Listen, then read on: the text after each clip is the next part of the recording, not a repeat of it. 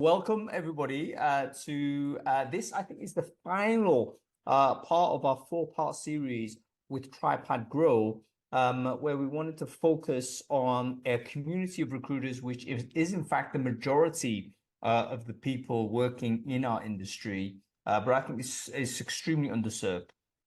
So these are typically the solo recruiter or the small team recruiter working for a sub 500 person a business, typically trying to handle everything by themselves.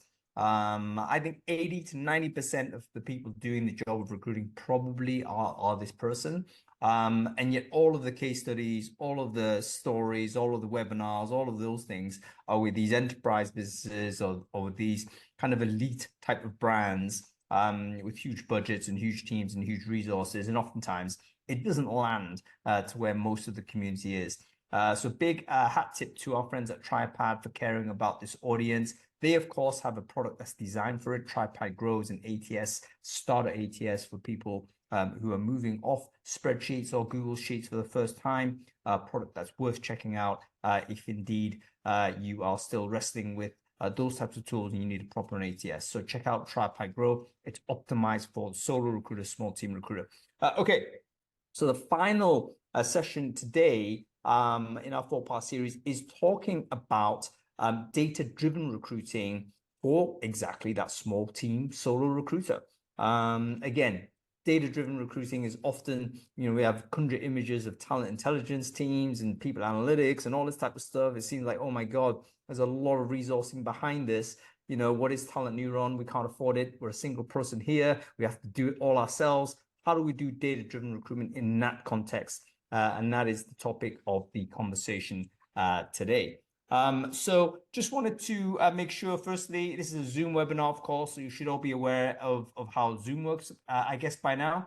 I want to make sure everyone can hear me okay. So let me know in the chat whether that's something you can do. Can you hear and see me fine? By the way, let me know in the chat if you can actually use that.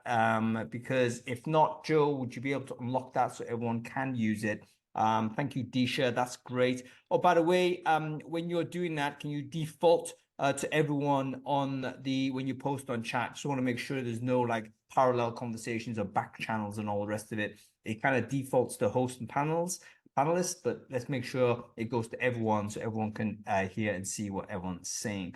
No privacy in these webinars, folks.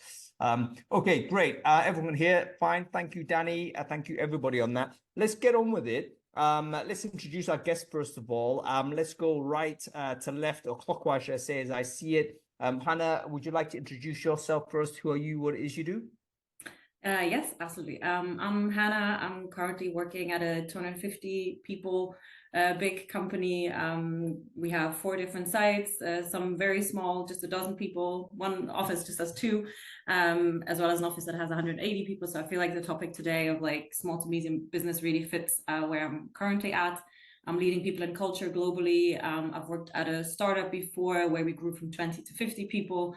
So even smaller than where I'm at now. Before that, I was at Google, so I have seen the massive data as well. And before that, I've done a PhD in linguistics, so done a lot of data analytics and statistics through that on human messy data. So I feel like that's something that I've always been able to leverage. And anybody who's familiar with linguistics also knows that it's hard to get data there as well. So also there are small sample issues. So I think this is definitely a very interesting topic to talk about today. I'm very excited.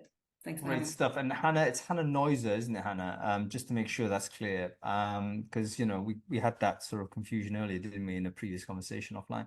But okay, we have Geeta Selly here as well. Geeta, wonderful to see you. Can you quickly introduce yourself? Who are you? What it is you do? Yeah, my name is Geeta Selly. I head up our recruitment team, global team for LoadSmart. LoadSmart is a logistics tech company.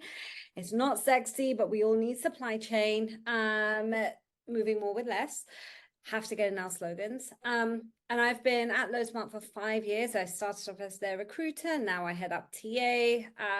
Huge piece there because we've seen our data grow. We've seen the data integrity. We're only 10 years old. So it's still functioning like a startup. So we are currently at 430 something people. Our highest was 782 people, but obviously layoffs and everything that happens, we've downsized. And that's also meant my team's downsized and how much we're hiring is downsized. So there's a lot of data that goes into when we were at peak of hiring as well as where we are now. So it's very interesting. And yeah, like Hannah said, very exciting subject to be working across. Yeah, fantastic. Great to see you here, Geeta. And by the way, we also have Akbar. He is in the crowd, but we're struggling to get him on screen. I don't know if anybody knows how to do this, but I'm pretty certain that it's not possible to do if they go in via one door and they've got to go in via another door, or is it, am I wrong here? Akbar Karenga, of course, we want to see him on screen. We're going to wrestle with that and try and sort that out as soon as we can. Joe, if you're listening on this, see what you can do with getting Akbar the right link, and we'll get him on screen as well. Okay, let's get on with this. Firstly, I don't need to imagine, because I actually have direct experience of being the solo recruiter. That's actually been my general professional background when I was still recruiting. And data, I wouldn't say it wasn't a big thing, but basically it's up to us to generate it. And you can more or less, no one from outside of the function is going to push you to say, where is the data on this? That was my experience. So isn't the temptation just to say, you know what, that's extra work, I can just get on with it, and plug all the holes. You're just looking for candidates, let's just do the job, and then crack through that way. Is that tenable as a way to do it? If so, how tenable is it to a certain degree, and at what point actually do you need to start thinking in a more data-driven way? Any thoughts on this? Let's go to you first there, Hannah. I mean, I think data is always important. I think it's more a matter of like how much data, what type of data, but at any stage, I feel like you can look at data. And I do think also the culture has changed a little bit as to who's asking for it. I do think that, the people above us are starting to ask, like, what about this? What about that? What are the main channels that we get applications from? What are the pass rates? How many, I think people are looking at our functions more and more now, asking for the data, especially, I mean, it's also a cost center, right? Like whether it's the tools that you buy, the adverts that you post, the recruiters that you pay. So I do think that, you should work with data. Oh, we have Akbar back. Nice. Okay, great. We finally have Akbar here. Sorry about the jiggery pokery there, Akbar, but great for you here, and thanks for your perseverance, man. Akbar, why don't we just drop you straight in terms of, like, let's introduce who you are, quickly who you are and what it is you do, mate. Yeah, so Startup Geek, I've scaled 54 startups either as the head of TA or a solo recruiter. I'm currently now at the most different situation ever. I'm at Sainsbury's and I'm just about to finish a project for them and join another startup. So I've been to the other side of where I've got ops teams and a EVP manager, but I'm going back to my startup roots of a fintech on Monday. Yeah, fantastic. I was about to say, you're with the branding that sticking you on with Sainsbury's was really difficult when we talk about SMBs. It was like inconveniently timed contract, Akbar. But no, great to have you with us. Fantastic to get your experience on this as well. So yeah, I mean, basically Hannah was saying that the conversation on data has changed, at least since my day. And actually there's greater demand now from different parts of the business for data, even if it is just a solo recruiter. Geeta, has that been your experience at LoadSmart, or realistically not? I mean, let's be very frank and candid in terms of our own experience here. I think generally when I started at LoadSmart, data, I wasn't asked for much other than time to fill, right? How long is it going to take my role to be filled? How long on average should it take? So that was the only thing that I was ever being asked. But obviously, when you have to fight for your team, right, you need to have data. Why do you need so many recruiters? Well, this is how many recruiter screenings we did. This is how many on-sites we had. This is the time that our leaders need to invest in us. So there's a number of different types of reasons why you have to now use data. My previous leader was very data focused, and she always wanted a number of different reports. So I think that's where sometimes it can get confusing. And I think that was more so over the last 3 years. My first 2 years at LoadSmart was very much, these are just the small things we need. Now it's a case of, hey, we need all this data. And then you fall into a trap of data integrity, right? 5 years ago, we weren't putting the data in correctly. We've lost data, so we don't always have the best data. So yeah, it is important, but I think now the more that people ask for data, it's become even more important, especially when, listen, we're always the ones fighting for our roles or our teams because we're always the ones to have people cut off first or technology cut off first. So I think that data helps provide a reason to, hey, we actually help your ROI, we actually help the business grow. So I think that's another piece that comes into it. Hopefully that wasn't long-winded, but yeah. No, don't worry. If you're long-winded, I'll let you know, Gita. But no. So let's talk about the reasons for becoming more data literate, data friendly, should we say? There's multiple reasons for it. One of which is, of course, to try and make better decisions with better information. But the secondary point, which is not inconsiderable, is to also make sure that we're able to negotiate internally more effectively. So there's a stakeholder management angle to moving down a data-driven way. You can't just use your personality all of the time. You need to actually back it up with evidence. Akbar, in your experience, are there any other reasons why using data is important? We've got data-driven decision making, so in other words, improving your ability to make decisions. Then we've got the stakeholder management piece. What other reasons might there be for us to become more data literate and data oriented in our work? So I've seen and scaled startups before and after kind of the VC heyday of spend money, scale. So in the first reality was actually some of our investors were like, this is your GTM plan, and that's tied to the recruitment plan. I need to kind of qualify that you can get the people where you say they're going to be when at cost. Because usually I start in, and I've done as small as 9 to 107 in 1 year. So investor pressure, can it happen? But now when the appetite has gone down, the valuations are now being really, really looked at, it means that when you do get some sort of external funding, they really want to check, is there an ROI to what you're doing? And, oh my God, why is this person sitting here? So I'd say completely outside of the startup world, the startup that you're thinking you're interacting with, it's that monthly board meeting where you're either getting praise or getting chewed out because your founder's going, I don't know, maybe 7. Yeah, really, really good point. So there's also activity, particularly if you're a startup, folks. So if you are a business that's actually raising money and trying to grow through, capital investment, then actually there's this heightened scrutiny. Everyone knows that if you're in that space. We've seen as startup investment really collapse over the last 12, 18 months or so. I think it's about half what it was in 2000 compared to 2021, 22. So every penny, every cent is being calculated. And in fact, you as a recruiter need to contribute to that conversation because the startup investment usually translates into salaries for the people you're hiring. So you need to be able to not only contribute to the conversation, but you really need to be advising sort of the founders on how many people you need to do X or how fast it can be achieved. What is the cost for not doing so? All of those types of figures need to go in. So this is almost like a mini workforce planning type of responsibility. Okay. I also just go ahead, regarding the reasons why to use data. I mean, I feel like we've talked a lot about upward management in a way, and I think it's important to also, I mean, at least for me, the main improvement that we focus on is also candidate experience, hiring manager experience. How can we make it better for the candidate? How can we make sure the candidate is having a good experience? DEI, right? You can look at pass rates by gender to make sure that, you don't disproportionately disqualify candidates at a particular stage. So there's a lot that you can do that is not just upward management and justifying your team. And, so I think there's a lot of data that you can use also for that type of decision-making and improvements. Well, I thank you for that interjection. I think really important point. That should definitely be another bullet point for the reasons for doing so.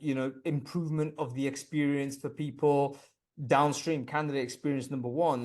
Without the information, the data, how you meant to know the candidate experience is good or bad. You've got no ability to improve it. D&I, we're all caring about this. I think intermittently in various levels, we've all kind of been involved in D&I type of work. So of course, that is very data centric. You know, we're trying to figure out exactly how we can improve a diversification of the pipeline. So again, this is something that data is required. And by the way, again, without sort of going on about the compliance side, but increasingly companies are being assessed on their on the diversity of their pipelines. You know, I mean, that's true from a supply side. It's true from a hiring side. At the end of the day, it becomes business relevant. So it's another feature where, you know, TA is going to be centrally responsible for. So lots of reasons why to do it, and I'm personally pleased to see the industry evolve in that way. Let's move to the next kind of step. Like, okay, we're bought in, we want to do this. And in fact, we might have been recruited in order to put into place these metrics. What is step number one? Like, do I just, you know, time to hire, cost per hire, those are classics. Do we start there because that's what the business wants and then build from there? Or do we attack it immediately and say, no, there's other things we need to talk about? I'll leave this open to anybody to throw in an idea on this. I think you need to start with like actually, you know, maintaining your tool in the right way. Like we talked about before, that if you don't put the data into the tool, if you don't move the candidates at the right time, but let them hang in a stage, although they've already moved to the next stage 5 days ago, you're not going to have the right data. So I feel like just doing, like, actually entering the data in the tool and using the tools in the right way is the first step. And then when you have the right data, you can think about, you know, what you actually want to look at. Okay, so point number one is, how is the information being recorded currently? It could be it's not recorded at all. That's unlikely. I think at any scale, there's probably some sort of spreadsheet floating around. There's, even at the bare minimum, there'll be somebody trying to do some sort of tracking. Let's understand how that's be operated, and then see, okay, is that tenable going forward? And if so, how long for? And at what point do you need to upgrade? What kind of things so the people doing the inputting, this could be recruiters that are there already, or may actually just not be non-recruiters doing the work. So in that circumstance, we actually need them to behavioral change, improve this. How do we go about doing that? Any thoughts? Geeta, you were nodding your head. It seems like something you've got experience on, so you want to give this a shot? Yeah, so obviously 5 years ago, not so compliant, right? ATS just move people along. And just like Hannah said, people weren't being moved along. They were in a stage for way too long. So essentially we put in rules. We put in SLAs saying, hey, within 24 hours, these people need to be moved over. If nothing's happening, our ATS would also blink as well. So we had the opportunity to do that in the ATS. We put those metrics down into a workflow. This needs to be done. This is the step. So we really mapped out what it looks like. And actually it was a case of, hey, Q1, you guys are going to mess up. That's fine. But we're going to keep an eye on your numbers. So we're going to keep you accountable for everything that you do.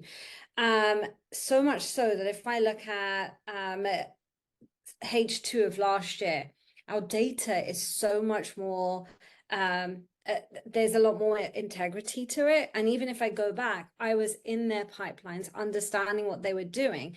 And now I look today, they're following those suits. It's like you said, creating that habit. So I think one of the things is put it onto paper. What is the process? How many days? And then you do have to get in there and look at your team's numbers. I used to do it in one-on-ones. Hey, this is what you do. Tell me where it's not clicking. Tell me where it doesn't make sense. Because sometimes the flow doesn't make sense. And you have to hear from your recruiters to understand where it doesn't make sense. And that's how we combated it at LoadSmart. Yeah.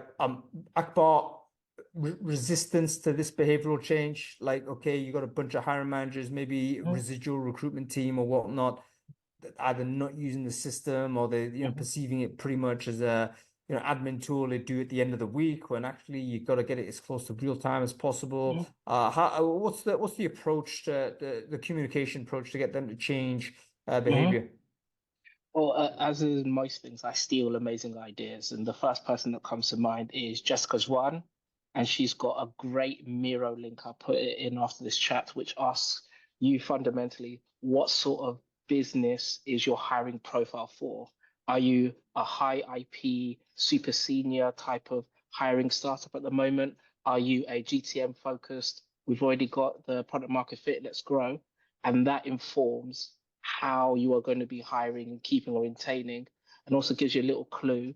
Instead of you saying it, this is what you're going to do. It's got a great Miro workshop built into Medium page.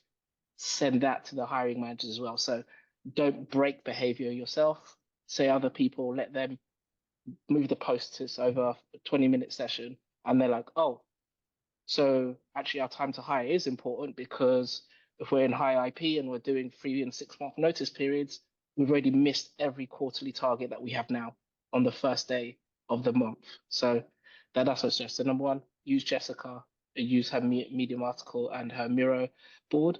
Regarding resistance, it becomes like a hygiene thing. I've been in amazing GTM teams where if it's not in Salesforce, it doesn't count. If it doesn't count, you don't get paid.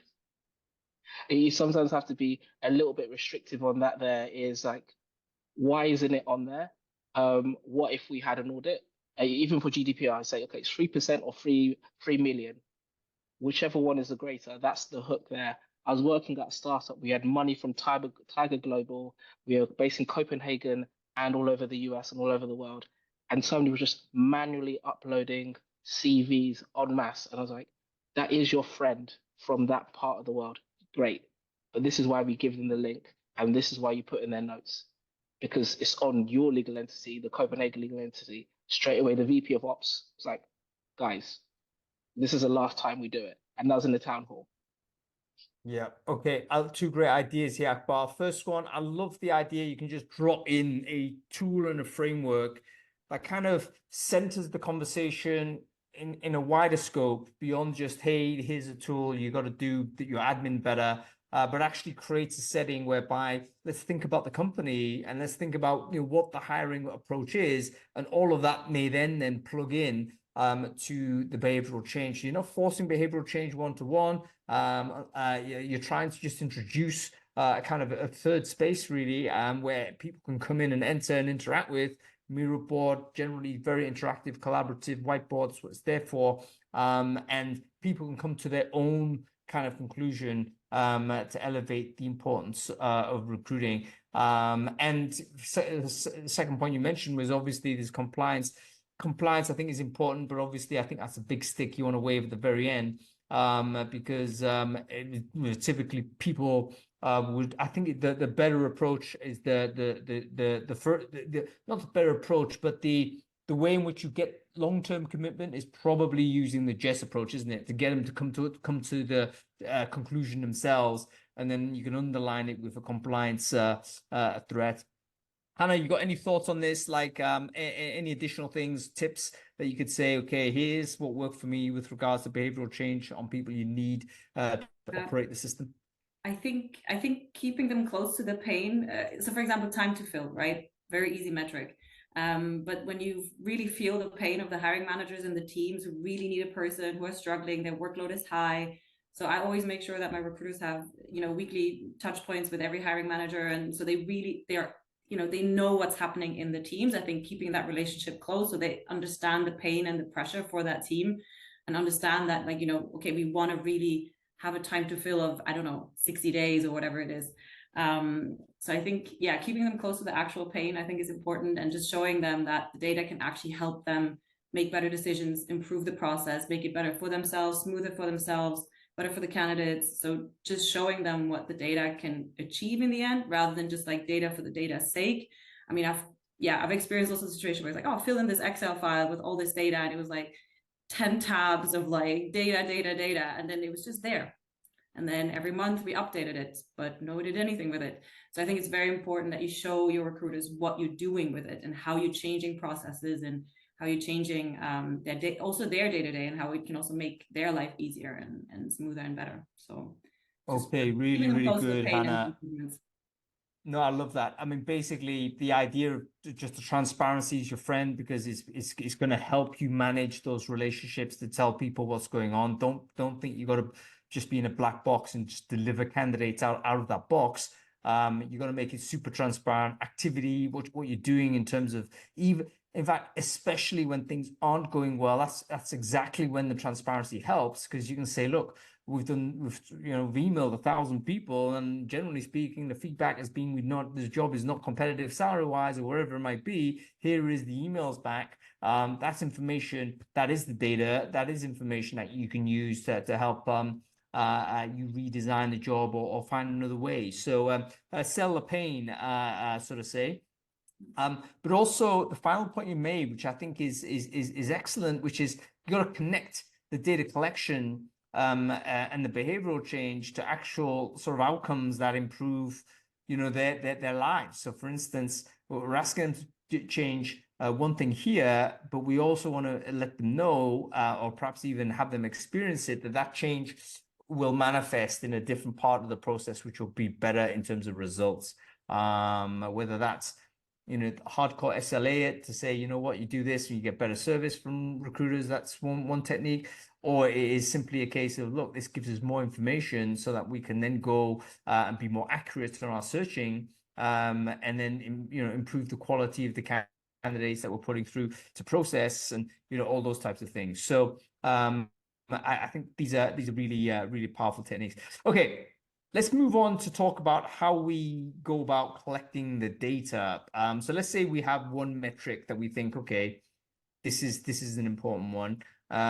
What's the mechanism to best to try and, firstly, what is that point? I mean, is there a particular metric that you think, is there a hierarchy of metrics, for instance, that we've settled upon as an industry? What is the 1, 2, 3, 4, 5, 6, 7, 8, 9, 10?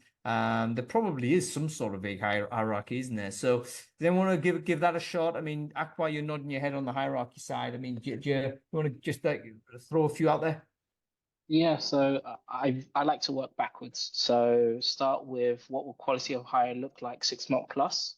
So that could be a NPS score of the hire and the process from candidate and hiring manager side, and then work your way back to a top of the funnel number. Ideally, through all of this is similar to the point that Hannah made, is your tool automatically generating this as an auto-generated report? Is a super visible dashboard, or do you have an open AI link to get that data? It's very different. Churn in period is a great statistic to have, but it's way easier if that is automatically being presented as opposed to you doing the maths. I worked at an amazing startup that unfortunately bought Salesforce for the HR module, and I was using accounting software to explain recruitment metrics when I had a ATS that I don't want to say bad things about. And it was just like I was spending the 10, 15 minutes at the end of every day making sure, is this right? Is this right? When it didn't need to be. So work backwards. And is there natively something booked into your tool that can show that? Great in contribution as ever, Akbar. So start from where you want to finish, I guess, isn't it? It's like, how do you know what good looks like as a recruitment function? How do you know you're doing a great job? That could be anything. It could be speed of hire, it could be quality of hire, it could be all of those things, of course. But you have to understand from your own sort of conversations internally what is most critical for your company at that point. And it may well be, it doesn't have to be sort of what is the 5-year end game. It's like, what is the best thing that can happen next 12 weeks? I spoke to I don't know whether I spoke to him. Maybe he was just reading this stuff online. I don't know. So plugged into the matrix these days, I can't even tell what's real or not. But anyway, I came up. This information came at me, and it was basically the idea that you should get away from like thinking in years, quarters, or whatever, but think in terms of like 12-week chunks. And what is the most important thing in the next 12 weeks for us as a recruitment function? Oh, it's actually to improve this. Okay, great. There's your shot. Go and do that. So whatever the technique is, doesn't matter. You have an internal conversation, understand with your stakeholders and the people who look at your function and assess your function. What does good look like, and then from there you can work out what elements you want to put in. Hannah, you want to say something? I think. Yeah, I think the priorities change depending on your own situation, right? I mean, in some companies, maybe I felt like candidate surveys were the most important thing, and then in other situations, you feel like the pass-through rate is the most important thing to look at. And I think it really depends on the challenges that you are facing. So if you're in an environment where maybe you don't get a lot of applications because you may be an hour outside of a major city, or maybe you have a low offer acceptance rate, then I feel like candidate surveys may be more important to look at and understand, okay, why did we have a low offer acceptance rate? You know, what went wrong in the recruitment process for them to then not accept the offer maybe, or withdrawal reasons or whatever, right? So I think, but maybe that is not your issue. Maybe you always close once the candidate is in, and maybe your issue is more that you're very slow, and I think it's kind of like, you know, it's a loop, right? You collect some data to understand where your main pain points are, and they help you then decide what other data should I collect to help me solve this. So I think, yeah, for me, like for me, candidate survey is always very high up, but then personally, I like looking at pass-through rates. When you see like 90% pass-through rate on 3 types of interviews, you're like, okay, it's not serving a filtering effect, right? You're wasting time. If you aren't able to actually filter out a good percentage of candidates at each stage, well, then what purpose did that interview serve? So for me personally, I really like looking at pass-through rates, but I think everybody has their own little, you know, things that they like, and then there are things that just fit your business that are important for your particular situation and the challenges that you face. I don't think there's a clear priority list that we can all agree on. No, I love this. And by the way, this I'll come back to this in a second. I'll come to you in a moment, Gita. But let me know in the comments, folks. This is a question to you. What metric do you look at more than anything else? I mean, again, we're not trying to call anybody out or whatever, but what is the one thing that kind of catches your eye when you're looking at metrics? And if it's missing from a dashboard, you want to put that in. That could give you a little bit of flavor as to what that may be. Let me know in the chat there. Gita, what's the metric that you kind of think, okay, it needs to be there? This is important. For us, it's quality of hire. So a lot of when we look at our metrics and when we look at as a recruiting team, what is like our goal? What is our purpose? We're looking at OKRs that are set by the company, right? So what is our company trying to achieve, right? They are trying to make this much money by this date of this year, right? So in that case, we then look at that sales function. Did we hire the best salespeople in 2023, 2022? What were the key metrics that we followed there? How are we going to make this better in 2024? We then have to look at, obviously, like you guys said, that the period that people were in seat, right? Did they make it past that 6-month stage? Then start looking at the data that was in the ATS to understand whether there were certain patterns that we could then pull together and create this almost profile from both the hiring managers and our recruiters to understand what is it that we were looking for. Then go back to the business. Hey, guys, quality of hire. This is the profile you're looking for. These are the notes that were made. What is it that you guys need to do so we can make you accountable? Recruiters, how do we make you accountable, right? So it's no longer just on the recruiter. Hiring manager, you want quality of hire, you want the best sales hire so that you can hit this OKR and your benchmark for what you need for this year. You have to help us. You need to be in this process. You have to put in all the no's, and then we reflect on your no's. You need to make time on that. So the quality of hire is something that this year has been a huge piece for us, but we've been able to look at data from the past to then be able to sell it to our leadership to say, hey, this is your involvement that we need. And I think, I don't know, any sort of scaling business, that money piece is such a big piece of the whole pie. And that's been what we've been concentrating on. So, yeah. Yeah, I mean, but quality of hire is one of those terms that's always floated around, but I think definitely last 12 months, it's just escalated to the very top of the priority list. Simply because, you know, companies, we're now talking about talent density, which is basically quality of hire. It's essentially trying to make sure that the quality of the people you have, skills per capita, sort of say, is as high as possible within your business. And that I'm sure will switch on the minds of CEOs to start making those instructions. Okay, lots of good things I've mentioned there. 2 points I want to just raise before I forget, but Akbar, you mentioned second point, I think really important. Let's underline that. What is the available tooling?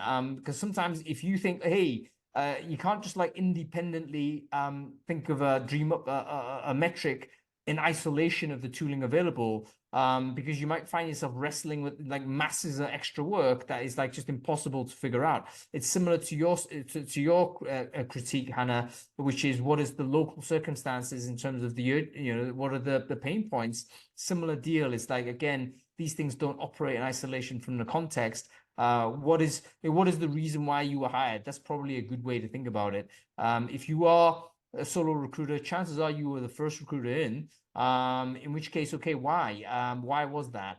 Was it trying to reduce agency costs? Was it because, the attrition rate was terrible? Or was it because there was some, terrible individuals who went through the business? Whatever it might be, the history of it worth you digging into. You can build some idea of what the metrics might be. By the way, pass-through rates, I think Adam Gadomski, who is a good friend of the community, he's a big believer in that this is like pass-through is the metric. He's like, okay, everything else is nonsense. I wouldn't go quite as extreme as him, but he basically says, look, that is the number that you need to care about as a recruiter. I think, okay, if I'm looking at the overall measures, I choose one, maybe that would be it. Okay. Let's think about tooling. I mean, again, we don't want to take too much of a deep dive into, okay, this whiz-bang tool will do this, that, and the other.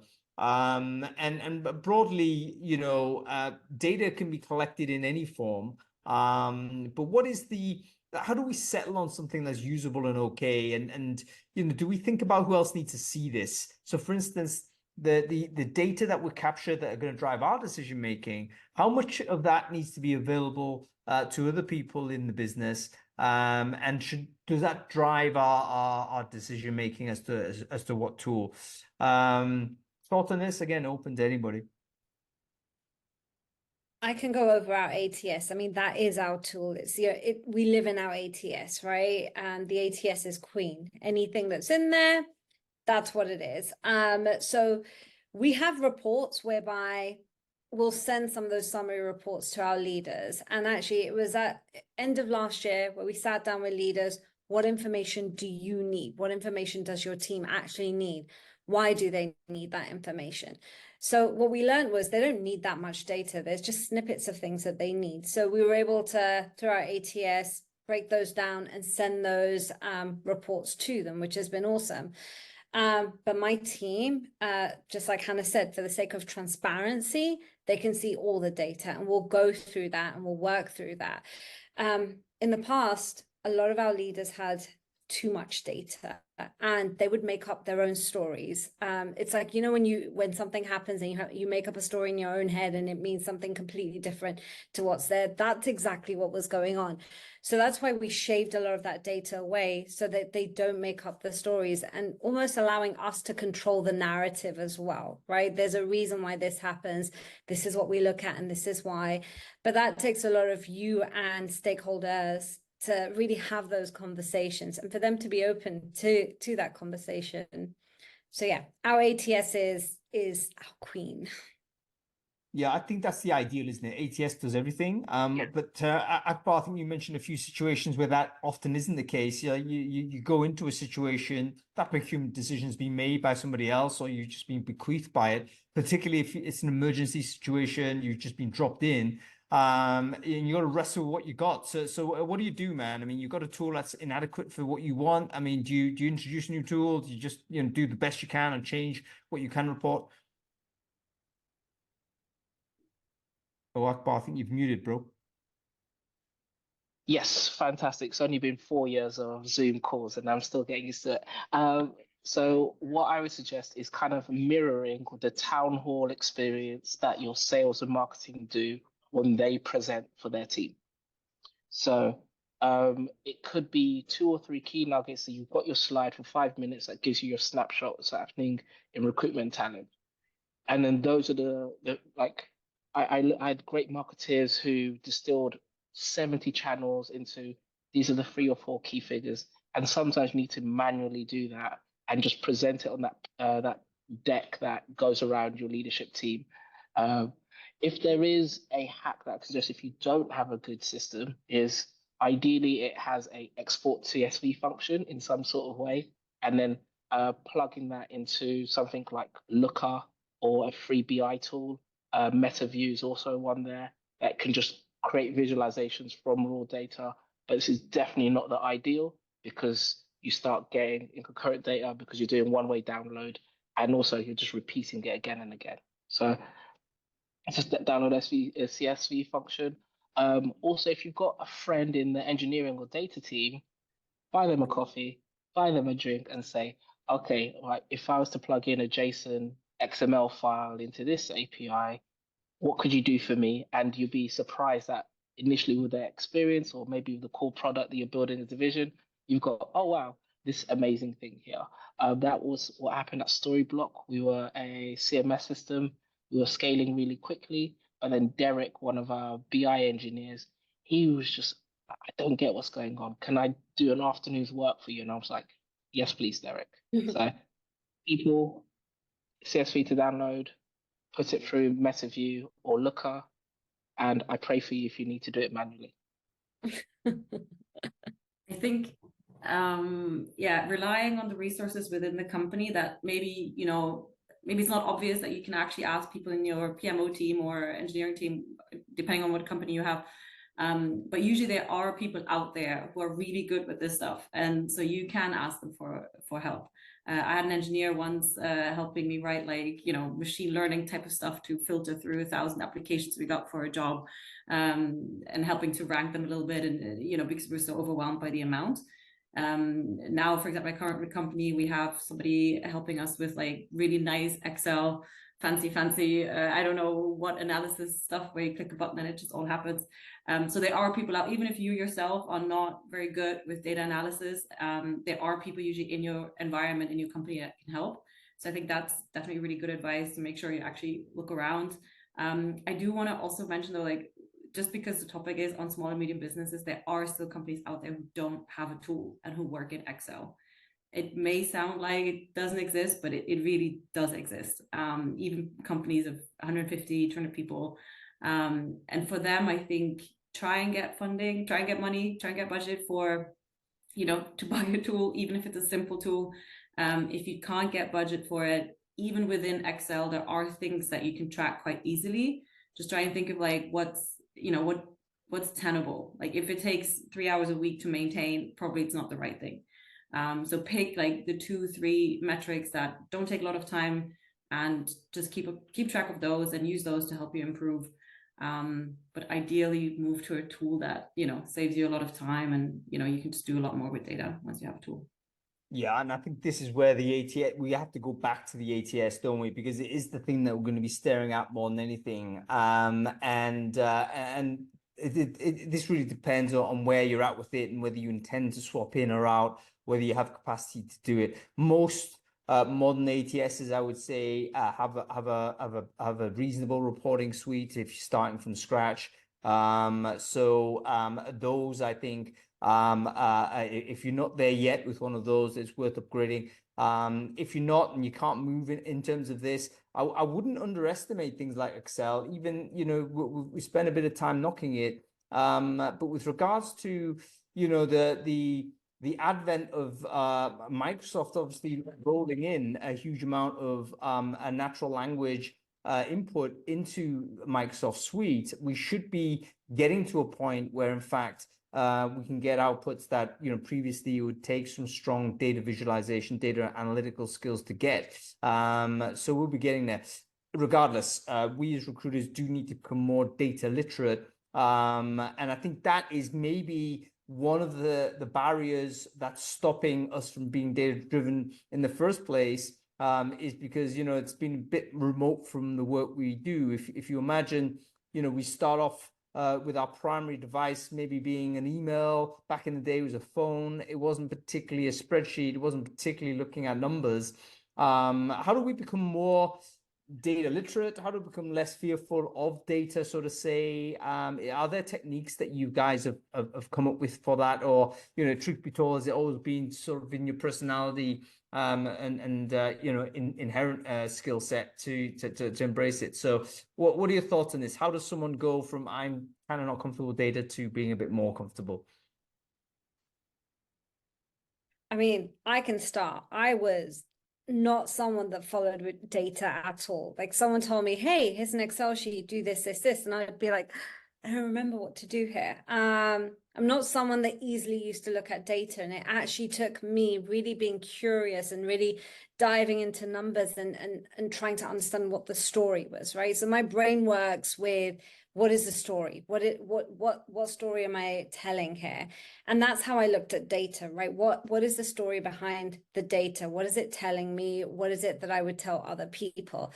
And for those of you, and I'm neurodivergent, so for those of you who are very much visual learners or people that identify with stories or something a bit more fun, you basically have to change your mindset and try and understand what your story is there, right? What is this telling? How are we gonna tell this story to our leaders, to our peers, to our direct reports? And that's how I sort of managed to really start getting into data. And now I'm excited about it, right? Because now I understand how to look at it, how to even summarize it. I'm not the best at it, but it just gave me another way of instead of it being a chore, instead making it exciting for me.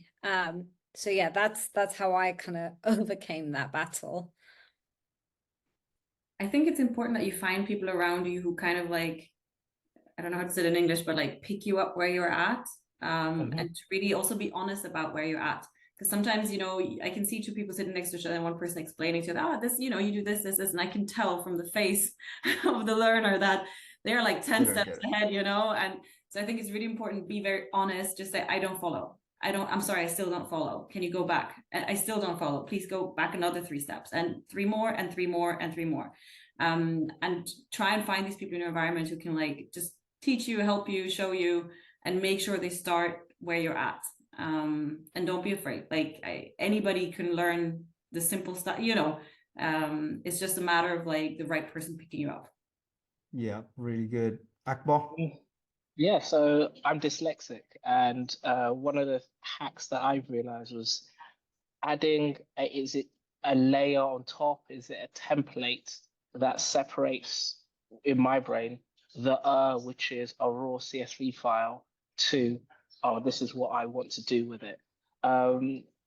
Is literally sometimes where I want to find something out, I just, that, whatever I need, plus template on Google. And that's just me gone for half an hour. That's why if you see all of the links that I've shared on the back is literally who has done it better, okay? If you ever want to see a time machine, look at a recruitment team, and that is what marketing and sales were doing 5 years ago. So in all things regarding how to do funnel analysis, how to do track happiness, how to do cohort management, I am sure there's somebody, a smart marketer or a smart salesperson in your company or outside, who's presented it in an amazing, beautiful way, and then steal and copy it. My second point is, if you don't, watch out if you are in an interview for a job in the future. I spend half of my time pitching for work, or sometimes me myself, and I get grilled left or right about some of my metrics. And my kids' mortgage matter way too much for me not to be excited about data in that way. So you might as well learn that muscle while you're in a company, as opposed while you're interviewing in a very tough market for talent leaders like ourselves. All right, bringing it to the real talk, Akbar, and to be honest with you, I think that's actually a really good sort of moment to sit into a little bit, because the marketability of a recruiter or any talent professional is going to be intimately tied to our ability to be data fluent and our ability to handle the language of data. So I think the era of us kind of avoiding it and kind of, you know, dodging it in some way, just simply not diving in, is kind of coming to a close. If you're in a job today that allows you to do that, then that, I think, is pretty much like a false friend, because you're in a situation where you're not being exposed or challenged to the areas of weakness in the game that you have. And if you don't plug that weakness, you might find yourself on the open market. And guess what? You're going to be up against people that are much more fluent in a key part of a key skill set that employers will be looking for. There isn't any employer out there that is not going to be impressed by someone who has what I call data fluent, you know, someone who's comfortable with the tech. This doesn't mean throwing out, you know, the wonderful things like intuition and emotional intelligence and verbal communication skills. That's not what we're saying. We're saying that you need to complement those traditional recruiter skills with this data-driven sort of substrate that's going to give you the foundations to really interact with how modern businesses work.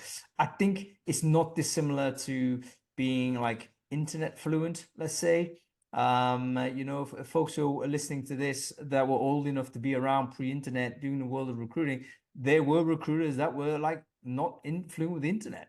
And in fact, they weren't, you know, prepared to learn it. And those folks, I think, are obviously no longer in the business. They simply weren't able to survive that technological wave. And I think we're in a similar moment now. We can't just simply roll into this sea of change and expect us not to have to adapt our game and to be proficient at some of these new skills. The wonderful thing is, all of this is pretty learnable. You know, no one came out of the crib knowing how to do Excel. That is a taught skill. Like, they learned this. So it's absolutely possible to learn. And being fluent with data is something I think is something that is obviously possible to learn also. Okay, let's loop this and connect it back to outcomes. Are there any outcomes that you can think of where, you know, you shifting from a more intuitive approach, more loose approach to something that is more data driven has actually delivered an outcome, a positive outcome for your business that perhaps you didn't expect, or no one expected? Any examples there? Akbar, maybe you can kick us off with that. Oh, you're on mute again, man. I swear, this is embarrassing. So I had a great COO called Mallory Courtois, and she taught me the difference between what is a KPI and a lagging indicator when I was speaking to her. So I said, oh, I've got this number, I've got this number. She asked me this clear question. Okay, if this number is good or bad, is it too late to change it? And he goes, well, that's a lagging indicator. So where one of those things was, I was always concerned with offers in week. And she says, don't ever talk to me about that. Tell me about how many people at tech stage or how many people at CEO interview. And then that allowed me to, like, it wasn't like, will this number rise or fall on that? I had a chance to triage and change and sniff the problem before it happened. So are you looking at lagging indicators or numbers that can affect the W at the end of the process? Yeah, very, very good, Akbar, and great that you immediately that example vividly came to mind. So that's a great example of some quality management there. Geeta, any examples from that come to mind when I mentioned this? Right away, our junior sales guys. So we're hiring, and we started a project in August of 2023. Again, we need to hire high quality candidates. And what we've done is we've worked in sprints. So we have to hire around 5 every sprint, 6 every sprint. In the past, it was bums on seats. Now it's like really homing in on the data. Okay, all the past data, everything that I said at the beginning of this conversation, where we're looking at what hiring managers put in the year before, recruiters put in, right? And so every end of every sprint, we sit down with our hiring managers, we sit down with our HR team, everyone, and we say, okay, who's doing well? We've been going through all these candidates, and we're looking at it of the lens of hiring accuracy, where, like Akbar mentioned before, you work backwards. So once people were in seat, what were we seeing? And then improving the training for them, improving the TA side of things, right? So training up the managers, what do we need to do to train them up? What kind of questions should they be asking? Taking that data so that we actually have better results with the people that we hired. And actually, it took about 1 quarter to really start making it effective. So much so that we've seen better hires come out of the last cohorts. And the reason for that is because we're really homing in on all the things that TA said, all the things that HR manager said that we were going to hold them accountable for. And what's really interesting is those people that we've hired are ramping up a lot faster. So A, they're bringing in more money very quickly.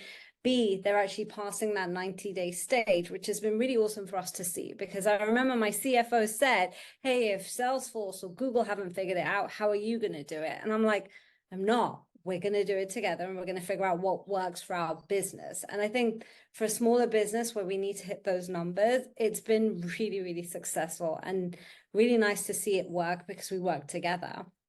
Yeah, that's a great example. Okay, Hannah, what are your thoughts on that? Any examples come to mind in your own experience?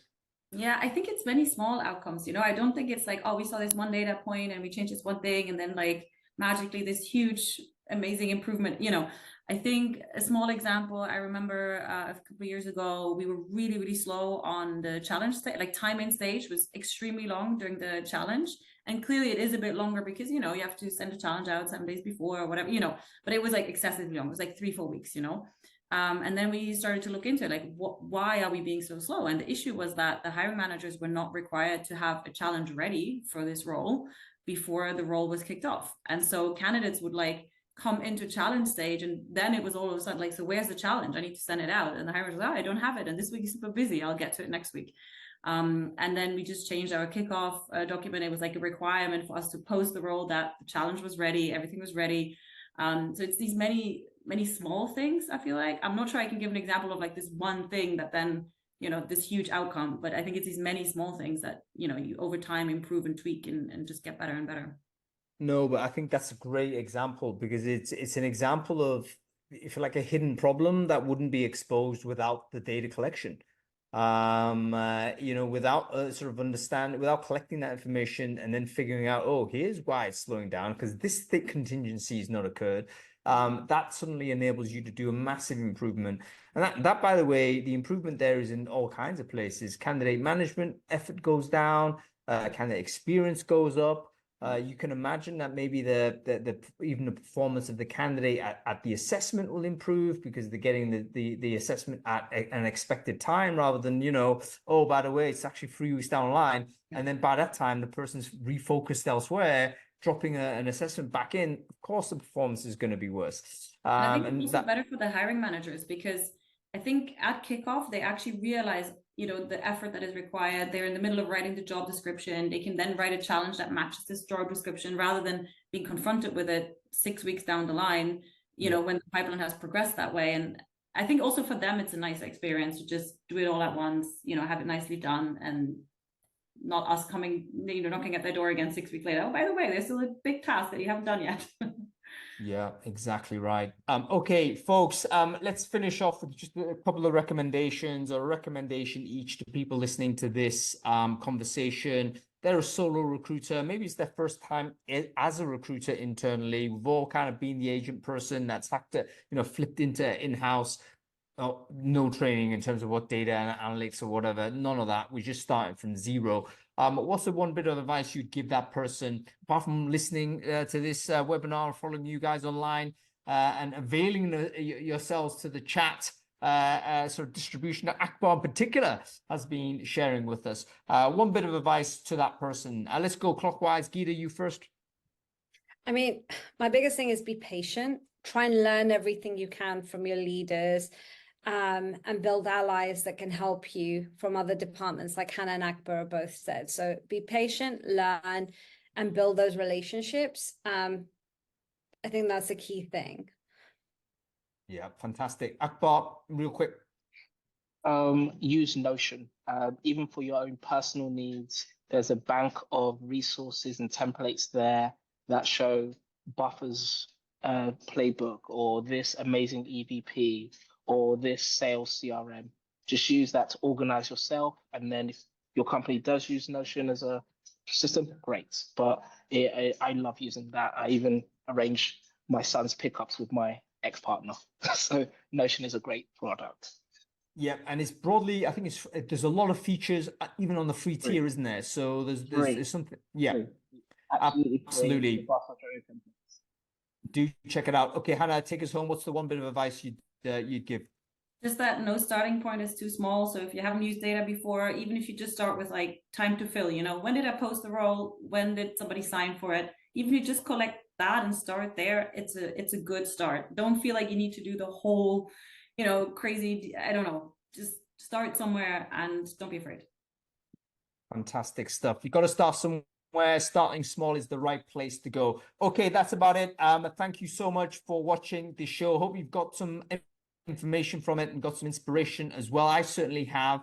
And thank you all for thank you for Tripad for setting this up. Remember, if you are a solo recruiter or a small team recruiter, you are not alone. There is a huge community of you out there. And in fact, there's more resourcing out there available to you going forward. So thanks everyone for watching. Thank you, Gita Selly, Akbar Karenga, and Hannah Neuser for being a wonderful panelist. That's about it. We'll see you around next time.